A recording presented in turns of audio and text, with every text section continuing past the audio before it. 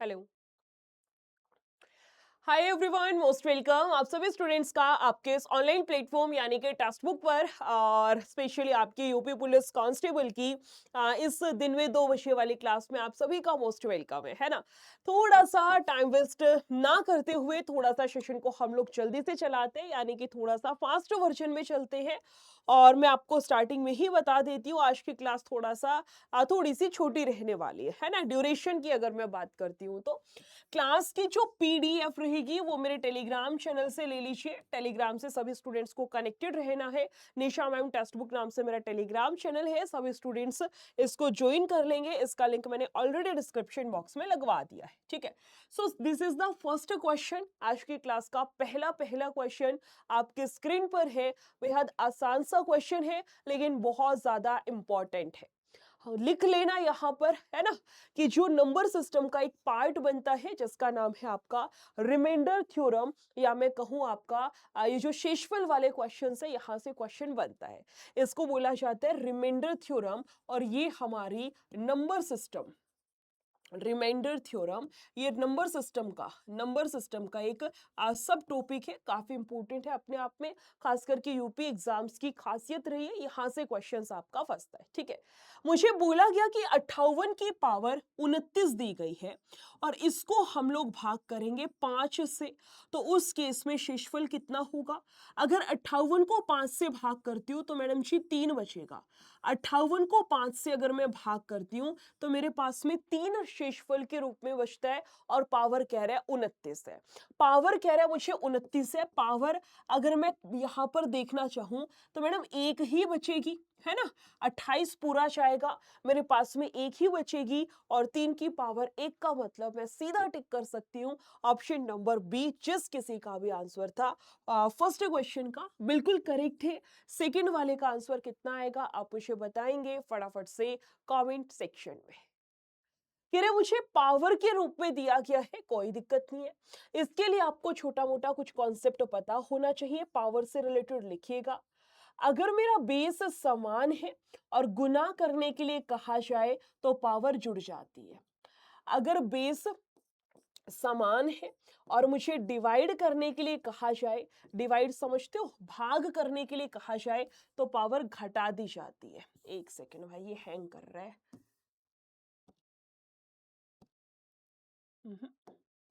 ऐसा कर लेते हैं, लिख लीजिएगा यहाँ पर कि अगर बेस सेम है, समान है और डिवाइड करने के लिए कहा जाए तो आप कहेंगे पावर घटा दी जाएगी, यानी एम में से एन को घटा दो।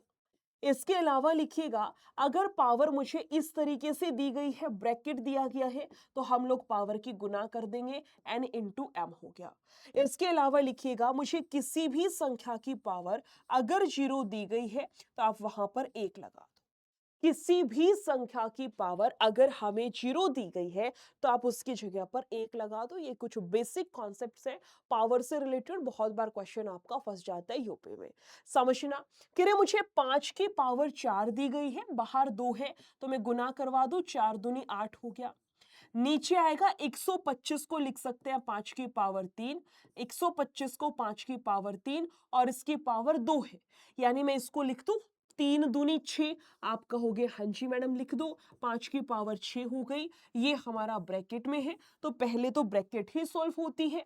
ब्रैकेट सॉल्व करूंगी तो कितना बचेगा, 5 की पावर 2 बचेगा। बहुत अच्छी बात है, आगे चलते हैं। इसको सॉल्व कर लिया, 5 की पावर 2 है, गुने में 5 है, प्लस का 12 है।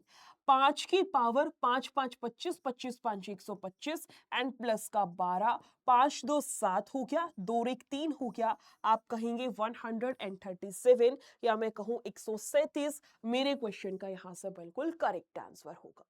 अगले क्वेश्चन पर आते हैं, इसी के साथ साथ अगला यानी कि थर्ड क्वेश्चन। इस तरीके से भी काफी बारी ये सिंप्लीफिकेशन का क्वेश्चन एग्जामिनर पूछ लेता है, रूट रूट रूट रूट इस तरीके से, है ना। करना कुछ ऐसा अलग से नहीं है, बस आप पीछे से क्वेश्चन उठाना शुरू करिए। यानी कि रूट 289 को बाहर निकालेंगे रूट से तो 17 आएगा। 17 प्लस का 8 आप कहेंगे 25 होता है। 25 को रूट से बाहर निकालेंगे तो 5 आएगा। आप कहेंगे 11 प्लस का 5 16, और इस 16 को अगर मैं रूट से बाहर निकालूंगी तो 4। क्वेश्चन ने मेरे से यही पूछा था कि x की वैल्यू किसके बराबर, सीधा टिक करिए, 4 will be the correct answer. आगे चलते हैं क्वेश्चन नंबर 4, इसका आंसर छापिए, कितना करेंगे। कि मुझे साधारण ब्याज पर एक धनराशि है जो कि 8 वर्षों में दोगुनी हो जाती है, दोगुनी हो जाती है। तो कह रहे 6 गुना कितने वर्षों में होगी। ये वाला क्वेश्चन भी बहुत बार एग्जामिनर पूछता है। सिर्फ यूपी एग्जाम्स की बात नहीं कर रही हूँ मैं, बहुत बार मैंने देखा है, बहुत सारे एग्जाम्स में, चाहे एसएससी हो, हरियाणा के एग्जाम्स में भी मैंने देखा है, यूपी के एग्जाम्स में भी ये साधारण ब्याज का जो गुने वाला क्वेश्चन होता है काफी बारी पूछ लिया जाता है। क्या करना है, कुछ नहीं करना। कह रहे मुझे साधारण ब्याज पर कोई धनराशि है जो कि 8 वर्ष में दोगुनी हो गई। दोगुनी का मतलब हमने 1 रुपया उधार दिया और वो हमें 2 रुपया वापस करता है।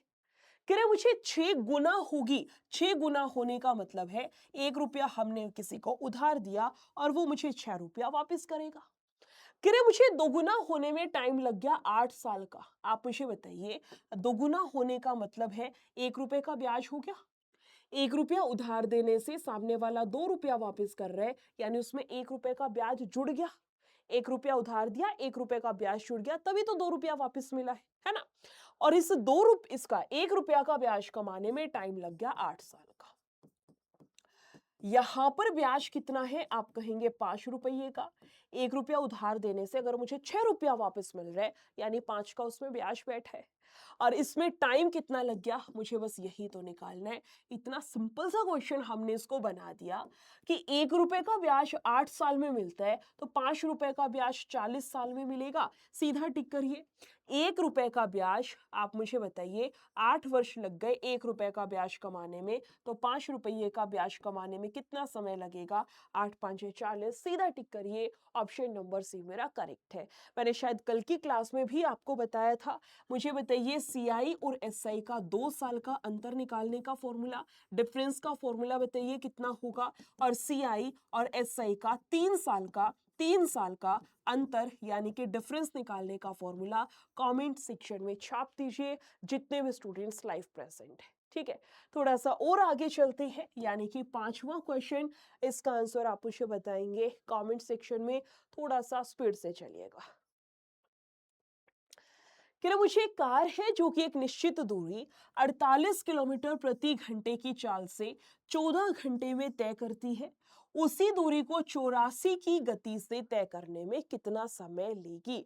ये क्वेश्चन बेसिक तरीके से भी हो सकता है, लेकिन अगर इसमें थोड़ा सा भी दिमाग लगाया जाए तो इस क्वेश्चन को हम डायरेक्ट भी कर सकते हैं। डायरेक्ट कैसे होगा, मुझे स्पीड दे रखी है, पहले चाल थी इसकी 48 की, फिर इसने अपनी स्पीड कर दी 84, यानी 84 हो गया। आप कहोगे हाँ जी, 12 चौक 48, अब ये जाएगा 12 सात 84। मैं इसको काट के अनुपात यानी रेशो लिख दूं, आप कहोगे हाँ जी। क्या आपको ये पता है टाइम और स्पीड में इनवर्स रिलेशन होता है। क्या आपको पता है समय में और चाल में इनवर्स रिलेशन है। यानी कि मैं कह सकती हूं अगर स्पीड का अनुपात 4 से 7 है तो टाइम हो जाएगा 7 से 4 का। आप कहोगे हाँ जी ऐसा ही है। यानी कि मुझे इतना समझ में आ गया है। क्या क्वेश्चन कह रहा है भाई 14 घंटे लगते हैं, मेरे अनुसार तो 7 घंटे लगे हैं। क्वेश्चन कह रहा है भाई 14 घंटे लगते हैं, यानी कि 7 का दुगना 14 है, तो 4 का दुगना कर दो, आपकी क्वेश्चन का करेक्ट आंसर बैठेगा 8 घंटे। 8 घंटे का मतलब होता है ऑप्शन नंबर बी हमारा यहाँ से करेक्ट है। समझ आया, थम्स अप साथ के साथ जरूर करना है। इसी के साथ साथ लिख लेना कि अगर मुझे समान दिशा दी गई है, सेम डायरेक्शन में सापेक्ष चाल कैसे निकाली जाती है, नोट कर लेना। समान दिशा में सापेक्ष चाल निकालने के लिए, रिलेटिव स्पीड निकालने के लिए दोनों का अंतर लिया जाता है। और अगर विपरीत दिशा दी गई है, अपोजिट डायरेक्शन का केस है, विपरीत दिशा दी गई है, तो सापेक्ष चाल कैसे निकालते हैं, दोनों की चाल का टोटल किया जाता है। चोर पुलिस वाला क्वेश्चन हो गया या फिर ट्रेन वाला क्वेश्चन हो गया, उसमें ये वाला कॉन्सेप्ट आपका लगता है। मेरे ख्याल से मोस्ट ऑफ द स्टूडेंट्स को कंफ्यूजन होती है, इसलिए मैंने आपको एक्सप्लेन कर दिया, साथ के साथ लिख दिया। आप भी अपनी एक छोटी सी डायरी बना लीजिए और उसमें साथ के साथ लिखते हुए चलना है। ठीक है, अगले क्वेश्चन पर आते हैं, क्वेश्चन नंबर 6 वाला। थोड़ा सा सोच समझ के आंसर करिए भाई। बेईमान दुकानदार बेहद आसान सा कॉन्सेप्ट है, बस तुमने दिल में खौफ बिठा रखा है कि हमसे नहीं होगा। ये एसएससी का क्वेश्चन, एक बच्चा मुझे मिला यूपी का था, कह रहा मैडम ये हमसे नहीं होगा। हाँ, ये एसएससी का क्वेश्चन है, ऐसा नहीं है इस क्वेश्चन पे स्टेप नहीं लग रखी है ना कि एसएससी वाले ही करवाएंगे, समझना कि एक बेईमान दुकानदार 20 रुपया प्रति किलो की दर से बाजरा बेचता है जो उसने 16 रुपया में खरीदा था। समझना, या तो दुकानदार मूल्य में गड़बड़ी करता है या फिर मात्रा में करता है। या तो जो बेईमान दुकानदार होता है मूल्य की वजह से पैसा कमाता है, अपना प्रॉफिट अपना लाभ कमाता है, या फिर मात्रा की वजह से। क्वेश्चन कह रहा है मुझे 20 रुपया में बेचता है जो कि उसने 16 रुपया में खरीदा था। 16 रुपया में खरीदा और 20 रुपया में बेचता है, ये हो गया प्राइस यानी कि मूल्य। 1000 ग्राम की बजाय 800 ग्राम देता है। इसने मूल्य में भी पैसा कमाया और मात्रा में भी उसने बेईमानी करी है। ये प्रो लेवल का जो होता है ना बेईमान वाला व्यक्ति, ये वो है। ये मूल्य में भी पैसा कमा रहा है और मात्रा में भी, मूल्य में भी और मात्रा में भी ये डबल लाभ कमा रहा है, वो वाला क्वेश्चन है। इसने क्या किया, 1000 ग्राम देना था लेकिन इसने केवल 800 ही ग्राम दिया है। 1000 ग्राम देना था लेकिन इसने केवल 800 ही ग्राम दिया है। ये हो गई बेटा क्वांटिटी, जिसको कि बोला जाता है मात्रा। बात को समझना, समझना क्या है, हमेशा याद रखना क्या, कि जितना सामान सचमुच दुकानदार की दुकान से गया है, जितना सामान सच में दुकानदार की दुकान से गया है, जो उसका दिल जानता है तूने कितना तोल के दिया है, उसकी अंतरात्मा तो जानती है तूने कितनी बेईमानी करी है। तो जितना सामान सचमुच दुकानदार की दुकान से गया है वो हमेशा क्रय मूल्य कहलाएगा। दुकानदार की दुकान से कितना गया है, केवल 800 ग्राम गया है, तो ये क्रय हो गया। ग्राहक को बोला पूरा 1000 दूंगा, ये विक्रय हो गया। अब ग्राम से ग्राम, 2 जीरो से 2 जीरो काटिए, 16 8 128 हो गया और यहाँ पर हो गया 200, यानी 128 रुपये का सामान वो 200 रुपया में बेचता है। लाभ कितने का हो गया, आप कहोगे 72 का। क्वेश्चन मेरे से पूछना चाह रहे हैं लाभ का प्रतिशत बताइए। जितने का लाभ हो गया वो बट्टे में लिखना है क्रय मूल्य और मैं गुना करवाऊंगी 100 से, आप कहोगे हाँ जी ऐसा ही होगा। कुछ कट रहा है तो काट भी सकते हैं। 8 2 10 और 11 मैडम, 9 से तो देखो कट नहीं रहा है। 4 से काटिए 18 पर, 4 तिया 12, 4 दूनी 8, 4 से कटेगा 4 8 32, 4 से कटेगा 25 पर, 2 से काटिए 4 पर, 2 से कटेगा 9 पर, 25 निमा आप कहेंगे 225, नीचे बैठा है 4, 4 5 20, 4 6 24, 56 पॉइंट समथिंग आएगा। और 56 से यानी कि 56 से स्टार्ट होने वाला एक ही ऑप्शन है, यानी मैं सीधा टिक कर सकती हूँ, ऑप्शन नंबर बी भैया हमारा करेक्ट है। 7वीं का लगाइए कितना आएगा, क्वेश्चन नंबर 7वां लगाइए। अच्छा मुझे ये बताइए कोई ऐसा टॉपिक है जो मुझे आपको पढ़ाना है एपी के अलावा, जो टॉपिक मुझे आपको कराना हो, आप चाह रहे हो मैम हमारा ये टॉपिक बहुत वीक है और एग्जाम के पॉइंट से इंपॉर्टेंट है, आप ये करवा दीजिए, ऐसा कोई टॉपिक हो तो मुझे बता देना, मैं पेपर से पहले करा दूंगी, ठीक है। कह रहे मुझे ए बी सी ने अपनी पूंजी इतने में अनुपात में निवेश करी है, ठीक है। महीनों के लिए निवेश करा है, उसका अनुपात इतना है। आपको ये पता है कि निवेश की गुना अगर हम समय से करवा दें तो हमारा लाभ आता है, ये पता होगा क्या, कि इन्वेस्टमेंट इनटू टाइम हमारा प्रॉफिट होगा, इन्वेस्टमेंट इनटू टाइम हमारा प्रॉफिट होगा। आप कहोगे हाँ मैडम इतना तो पता है। पता है तो यहां से लगा दो, 3 व्यक्ति है, ए दिया है, बी दिया है, सी दिया है, इनकी इन्वेस्टमेंट दी है और इनका मुझे टाइम दिया गया है। इन्वेस्टमेंट इनटू टाइम से क्या आएगा, प्रॉफिट आएगा। आप कहोगे हाँ जी वैल्यू पुट ऑन करते हैं। निवेश कितना किया है, आप कहोगे 2 3 5 के अनुपात में। समय कितना दे रखा है, 4 2 और 3 के अनुपात में। आप करिए इन्वेस्टमेंट इनटू टाइम, 4 दूनी 8, 3 दूनी 6, 5 दिया 15, बहुत ही बढ़िया।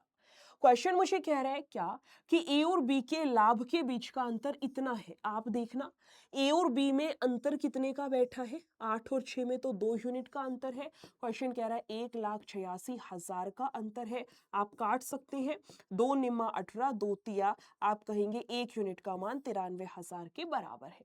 क्वेश्चन मुझे कह रहे हैं सी का लाभ कितना है, सी का लाभ, सी का प्रॉफिट 15 यूनिट। आप वैसे भी कर सकते हो, 5 और 3 से कटेगा, खैर इतना ढूंढोगे इससे बढ़िया कर ही लो। 15 तिया 45, 15 निम्मा 139 यहाँ से, और 3 बैठी है 0, यानी कि 13। भाई साहब बहुत ज्यादा प्रॉफिट नहीं कमा लिया, 13,95,000।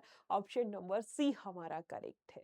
बहुत एक्सट्रीम प्रॉफिट पे नहीं पहुंच गया ये, 13 लाख का प्रॉफिट, समझ रहे हो? 13,95,000 यानी लमसम लमसम पूरा 14 लाख के बराबर ही पहुंच रखा है। खैर कोई बात नहीं, इससे पूछेंगे कभी इसका कौन सा बिजनेस है ना। हमारा अगर नहीं होता, भगवान ना करे इन केस, तो कुछ मजाक की बात है, मजाक कर रही थी, है ना। नहीं, मेरा भाई बोलता है ऐसे कि नहीं हुआ तो कुछ ना कुछ बिजनेस तो करना है, तो पूछना चाहिए कि कौन सा बिजनेस था भाई तुम्हारा 13,95,000 का लाभ। अगले क्वेश्चन पर आते हैं भाई। कह रहे अनिल ने रमेश को 8% वार्षिक साधारण ब्याज की दर से 5 वार्षिक किश्तों में इतने रुपए का भुगतान करने का वादा किया है। अनिल के द्वारा वार्षिक किश्त के भुगतान की गणना कीजिए कितनी होगी। साधारण ब्याज का क्वेश्चन है, किश्त वाला, इंस्टॉलमेंट सुना होगा। क्या करना है, कुछ भी नहीं करना। सबसे पहली इंस्टॉलमेंट हमेशा याद रखिए 100 रुपया।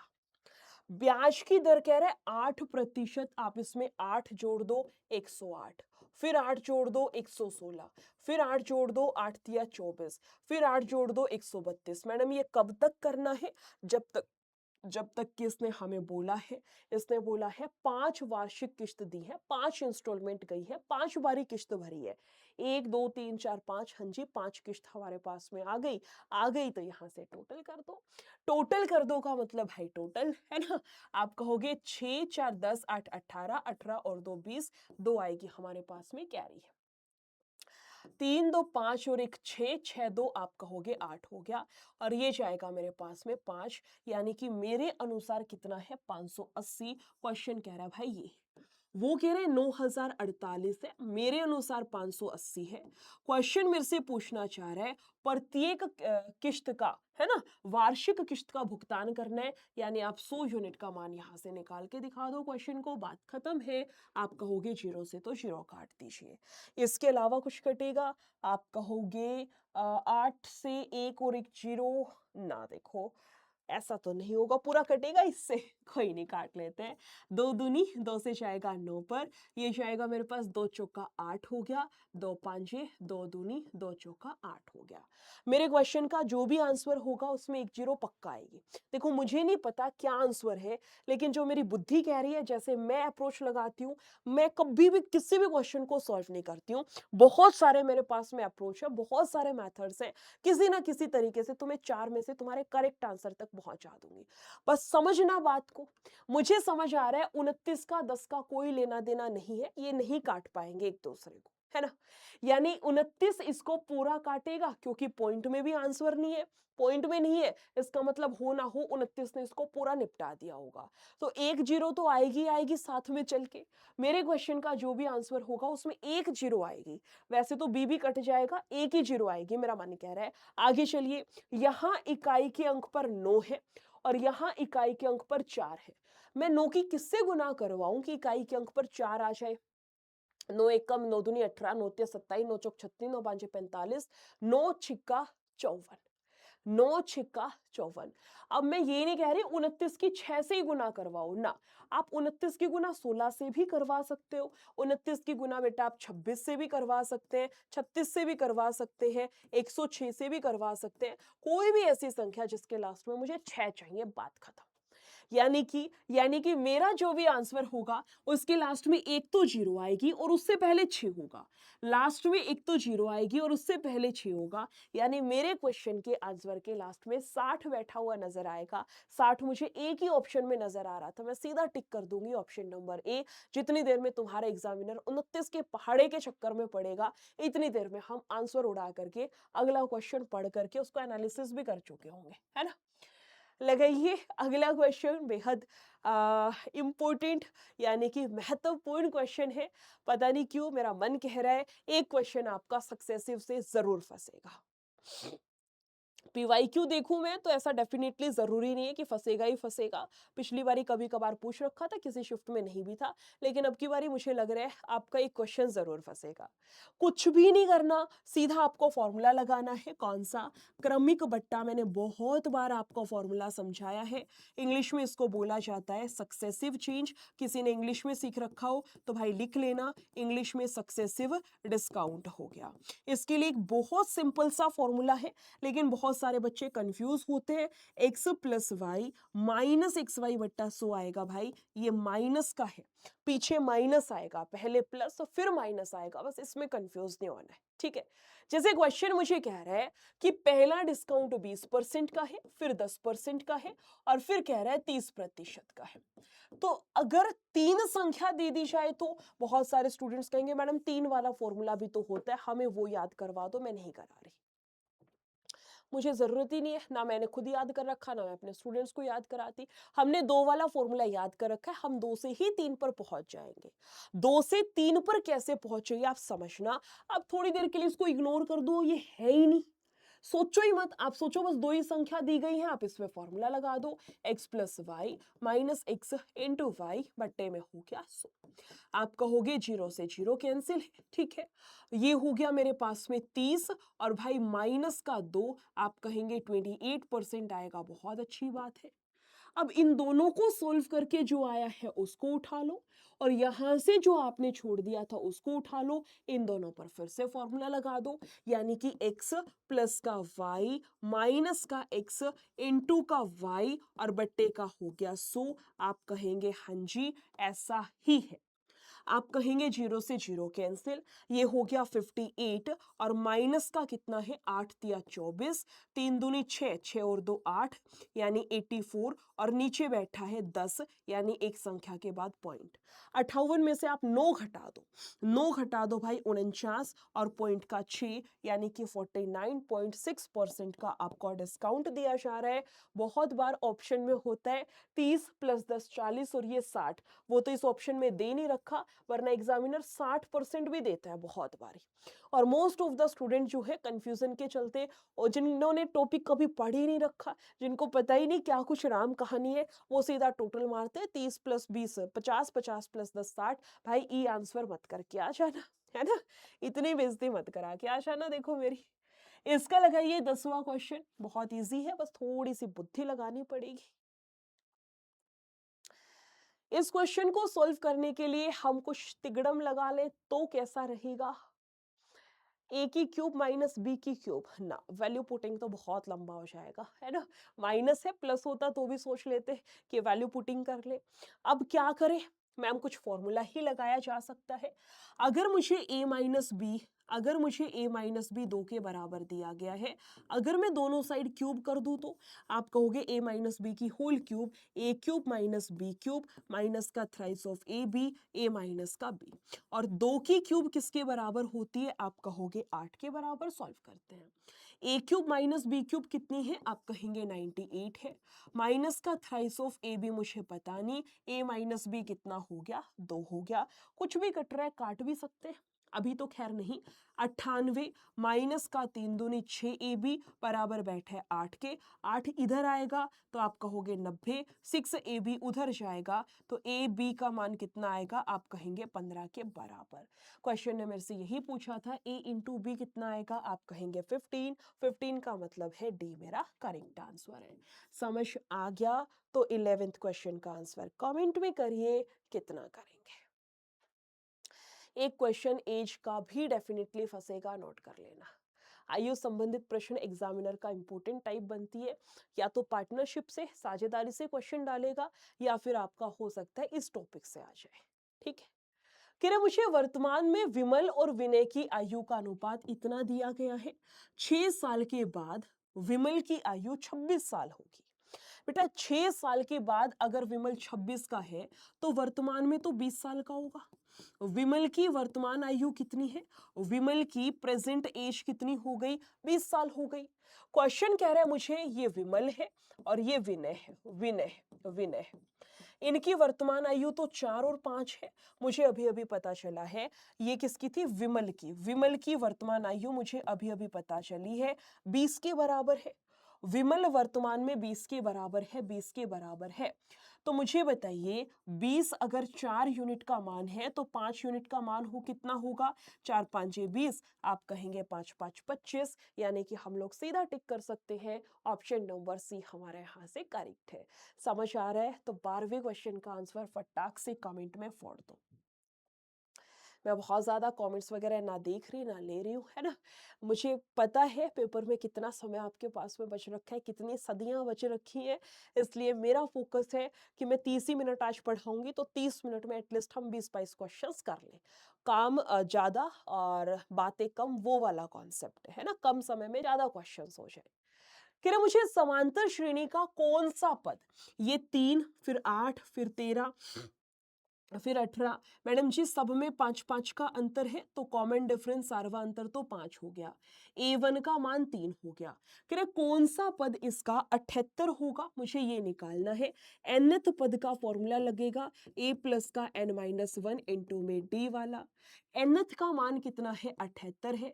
a का मान कितना है? 3 प्लस में n-1 हो गया। d की वैल्यू कितनी है? 5 है। आप कहेंगे 78 बराबर है 3 प्लस का 5n और माइनस का 5 हो गया। बहुत बढ़िया। इसको सोल्व करना, आप कहोगे 5n तो रहेगा ही रहेगा, इसमें से इसको घटाऊंगी 2 बराबर है 78 के। माइनस का 2 इधर आएगा तो प्लस का हो जाएगा। 78 में 2 जुड़ेगा तो आप कहोगे 80 हो गया। 5 से कटेगा आप कहोगे 16 पर, यानी कि n की वैल्यू ही क्वेश्चन ने मेरे से पूछी थी। सीधा टिक करिए, 16 will be the correct answer. इसी के साथ में लिखिए, बहुत बार एग्जामिनर पूछता है n का मान कितना है, यानी कि नंबर ऑफ टर्म्स कितनी है, कितने पद हैं इस पूरी एपी के अंदर। तो करना क्या है, लास्ट में से फर्स्ट घटा देना, कॉमन डिफरेंस से भाग करके और प्लस का 1 कर देना। ठीक है, लास्ट में से फर्स्ट घटाना है, कॉमन डिफरेंस से भाग करके प्लस का 1 कर देना, बात खत्म। इसका लगाइए, इसके लिए मैं आपको एक टाइमर दे देती हूँ छोटा सा। ठीक है, लगाओ जी।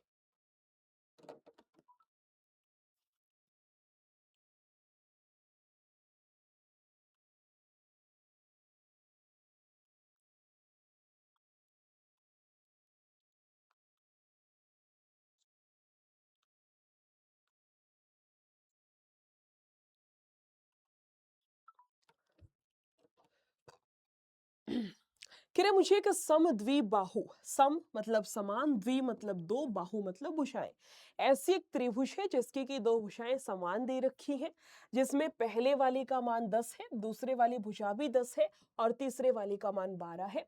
तो इस त्रिभुज का क्षेत्रफल कितना होगा? मैं आपको यहां से ना एक नया कॉन्सेप्ट सिखाती हूँ जिसका नाम है हीरोन्स फॉर्मूला। अगर हमारे पास में राइट एंगल ट्राइंगल है तो आप सीधा फॉर्मूला लगा दोगे। समझना, अगर हमारे पास में समकोण त्रिभुज होती है तो आप सीधा फॉर्मूला लगा देते हो 1/2 इंटू बेस इंटू हाइट। बहुत बढ़िया। अगर आपके पास में इक्विलेटरल ट्रायंगल यानी कि समबाहु त्रिभुज है, समबाहु त्रिभुज है, तो आप कहते हो मैडम जी √3/4 a² हम सीधा लगा देंगे। बहुत बढ़िया। लेकिन अगर आपके पास में आइसोस्केलस ट्रायंगल दी गई है, समद्विबाहु, या फिर आपके पास स्केलन विषम बाहु त्रिभुज दी गई है, उस केस में क्या करना है वो मैं आपको सिखा रही हूँ, हीरोन्स फॉर्मूला। इससे क्षेत्रफल निकालने के लिए क्या करते हैं? कुछ भी नहीं, under the root s, s minus a, s minus b, s minus c। बेहद आसान सा छुटका सा कॉन्सेप्ट है। समझ में आया? मैडम जी ये s क्या होता है? s होता है परिमाप का आधा। s होता है परिमाप का आधा। परिमाप कितना है यहाँ पर आप बताइए मुझे। मैडम पहली भुजा 10 है, दूसरी भुजा 10 है, तीसरी भुजा 12 है। ये हो गया 12, 22 और ये 32, 32 का आधा आप कहेंगे 16 हो चुका है। क्लियर है? s का मान कितना है? 16। आप इसमें पुट करिए, s का मान कितना है भाई? 16। 16 में से a घटा दो, 16 में से 10 घटा दो, आप कहोगे 6। 16 में से 10 फिर से घटेगा, वो भी 10 ही दे रखे ना, b 6 आएगा। फिर 16 में से c घटा दो, यानी ये घटाऊंगी तो 4 आएगा। इसको बाहर निकालते हैं। 16 को बाहर निकालना है, 16 समझना, या इसको खोल ही लो, एक स्टेप और होगा भाई। 16 को लिख सकती हूँ 4 चौक 16, ये 6 गुना 6 तो है ही। 4 को मैं लिख सकती हूँ 2 गुना 2 करके, आप कहोगे हाँ जी ऐसी ही बात है। 4 बाहर आएगा, यहाँ से 6 बाहर आएगा, यहाँ से 2 बाहर आएगा। आप कहोगे 6 चौक 24, 24 का दुगना 48, 48 का मतलब मैं सीधा सीधा सीधा टिक कर सकती हूँ। ऑप्शन नंबर सी हमारा करेक्ट है। इस वाले का आंसर लगाइए कितना आएगा। कोई रॉकेट साइंस नहीं, बस फॉर्मूला आपको याद होना चाहिए। और भाई लिख लेना, एक क्वेश्चन मेंसुरेशन का जरूर जरूर जरूर आएगा।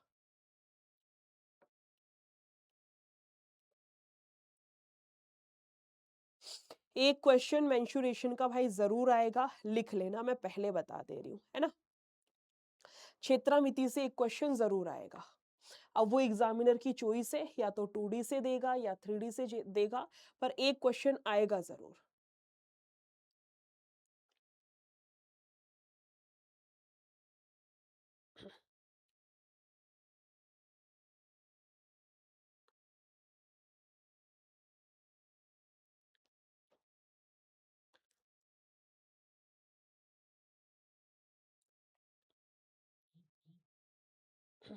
देखिए, कह रहे मुझे 70 मीटर त्रिज्या और इतना मीटर क्यूब आयतन वाले शंकुकार जल की टंकी की ऊंचाई कितनी है। जब भी आपको किसी भी चीज की क्षमता निकालनी हो, कैपेसिटी निकालनी हो, आप उसका आयतन निकाल देना। यानी कि जैसे टंकी में कितना पानी भरा जा सकता है, इस कमरे के अंदर कितने सारे बॉक्सेस भरे जा सकते हैं, किसी भी आकृति की, किसी भी फिगर की अगर हमें क्षमता निकालनी है, उसका आयतन निकाल दो। जैसे इस वाले क्वेश्चन में कह रहे हैं शंकुकार, यानी कि आप यहाँ पर आयतन निकालेंगे शंकु का, यानी कि कोण का 1/3 पाई आर स्क्वायर एच वैल्यूज रख दो। कितना आयतन है, 46,200 है, ठीक है। 1/3 एज इट इज रहेगा। पाई का मान मुझे 22/7 दिया है। रेडियस कितनी है, त्रिज्या कितनी है, आप कहेंगे 70 है, तो रेडियस का वर्ग और इनटू में एच, एच का मतलब हाइट, जो कि हमें पता नहीं है। 7 से तो 7 कैंसिल हो गया, 2 जीरो से 2 जीरो कैंसिल करिए। इसके अलावा कुछ कटेगा, आप कहोगे 7 से कट सकता है, 7 छिक 42 ना भाई, 11 से कटेगा, 11 से ट्राई कर सकते हैं, 11 दूनी और ये हो गया 11 चौक 44, 11 दूनी 22 हो गया। 7 छिक्का 42, 2 से कटेगा 3 पर, ये नीचे का 3 उठ करके इधर आएगा, तो 3 तिया 9। क्वेश्चन ने हाइट ही तो पूछी थी, कितनी आएगी, आप सीधा टिक करिए, 9 will be the correct answer. समझ आया। तो आज की क्लास का आखिरी क्वेश्चन जो कि स्क्रीन पर लग चुका है, आंसर आप मुझे बताएंगे कमेंट सेक्शन में, छापिए जल्दी से। होमवर्क दे दूं? कह रहे मुझे 5 राशि दी गई है जिनका की औसत 6 है, तो टोटल कितना हो गया, 6 5 30 हो गया। कह रहे मुझे 3 का औसत 8 है, तो 8 तिया 24 हो गया। अगर 5 में से 3 घटा दूंगी तो 2 बचेगा, यहां पर 6 बचेगा। क्वेश्चन कह रहा है इनका औसत कितना है, शेष का, 2 तिया 6। आप सीधा टिक करिए, ऑप्शन नंबर सी मेरा करेक्ट है। हाँ जी, वही लगेगा कि औसत की गुना करवा दो, जितनी हमारे पास में संख्या है हमारा योग निकल करके आता है, ठीक है। एक और क्वेश्चन भी है, लेकिन इसको मैं आपको होमवर्क में दे रही हूँ। क्वेश्चन नंबर 16 का आंसर आप सभी मुझे बताएंगे कमेंट सेक्शन में। जितने भी न्यू स्टूडेंट्स हैं भाई, क्लास आपकी इसी समय पर होती थी, है ना। आगे तो पता नहीं पेपर के बाद कौन सी क्लास कब क्या स्टार्ट होगी, आपको अपडेट कर देंगे। अभी के लिए टाइमिंग लिख लीजिए, ये वाली क्लास आपकी रोजाना इसी समय पर, यानी कि 2 बजे रहेगी। अगर मुझे कोई टॉपिक करवाना है तो आप कमेंट सेक्शन में बता दीजिए, मैं टॉपिक करा दूंगी आपका। लेकिन एक बात नोट कर लेना, क्या, चलो पहले आप मुझे बता देना, देन मैं आपसे कल बात करती हूँ, ठीक है। Thank you so much, take care, bye bye.